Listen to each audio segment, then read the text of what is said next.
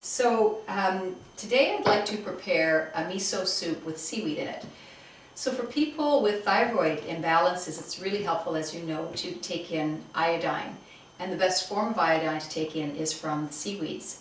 So miso soup is an Asian soup that has small amounts of finely chopped vegetables and seaweed as well as sometimes mushrooms as well, which we'll put in there.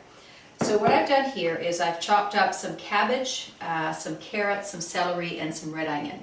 But you could use pretty much any vegetables. I've used daikon radish as well sometimes. And I'm also going to sliver in some bok choy, baby bok choy leaves. So I'm putting this in 3 cups of water, and that was about a cup of chopped vegetables. And I'll just slice up some of these bok choy leaves finely.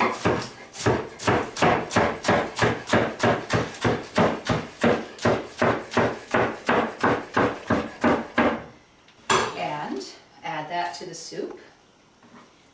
And then I've got some dried shiitake mushrooms here. I actually bought a bunch of these last summer and dried them in my dehydrator. So they're quite easy to chop and dry. You could also soak them first and then dry them, but this is easy enough.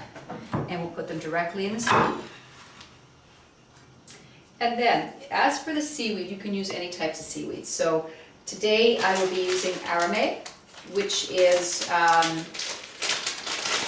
small, fairly thinly sliced seaweed. So it grows in big leaves, but they slice it for you so that it's easier to cook. So I'm just going to crush that into the soup. And you might just start with smaller amounts and gradually increase as you get used to the flavor of seaweed, although this is a fairly mild one. The other one that you could use would be hijiki. And seaweed is not only high in iodine, it's high in all of the vast array of minerals. And the other seaweed that I'm using here is called dulse. And I've got a package here, which I'm just going to take some of it and crumble it in there. You could also use nori sheets. I've done that and just sliced it with scissors. And oh gosh, there's so many other seaweeds that you could find at the health food store, but this would be, this is a good start here with these 2. So then I'm going to just let this boil on the stove for about 5 minutes at a low temperature.